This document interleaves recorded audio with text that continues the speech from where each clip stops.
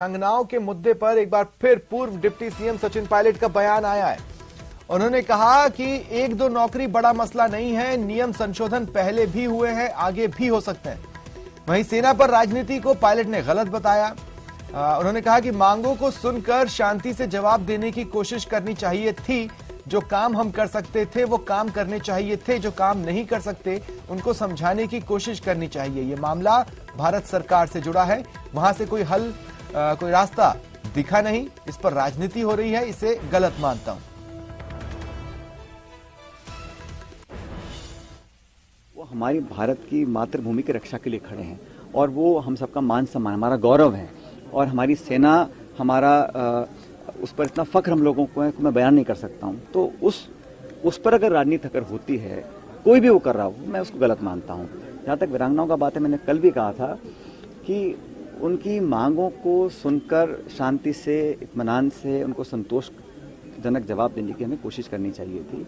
जो काम हम कर सकते हैं वो करने चाहिए थे, जो काम नहीं भी कर सकते हैं तो उनकी बात को सुनकर उनको समझाने की कोशिश करनी चाहिए थी। लेकिन मैंने देखा है कि क्योंकि ये मामला भारत सरकार के गृह मंत्रालय, रक्षा मंत्रालय से जुड़ा हुआ है, वहाँ से कोई अभी ऐसा कोई जवाब या कोई सोल्यूशन का रास्ता दिखा नहीं है।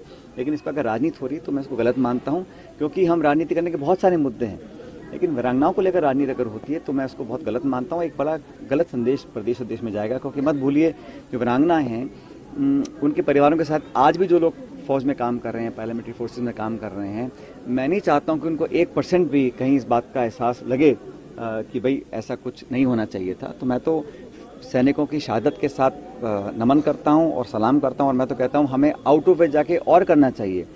बात अगर एक नौकरी की है या दो नौकरी की, बहुत बड़ा मसला नहीं है। इसमें नियम संशोधन पहले भी हुए हैं, आगे भी हो सकते हैं, लेकिन इसमें राजनीति करना और इसमें इस प्रकार से जो माहौल बनाने की कोशिश की जा रही है उसको मैं गलत मानता हूँ।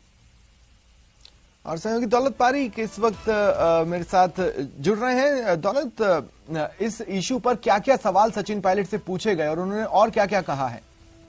देखिए, सचिन पायलट 2 दिवसीय टोंक दौरे पर थे। कल भी वीरांगनाओं के मुद्दे पर अपनी सरकार को कटघरे में खड़े करते हुए स्पष्ट शब्दों में कहा। आज जिस तरह से स्पष्ट शब्दों में कहा था कि एक दो नौकरी बड़ा मसला नहीं है, नियम संशोधन पहले भी हुए हैं, आगे भी हो सकते हैं। सैनिक है, हमारी मातृभूमि की रक्षा के लिए खड़े हैं, सैनिक हमारा मान है, गौरव है और इतना फक्र है कि मैं उसको बयान नहीं कर सकता।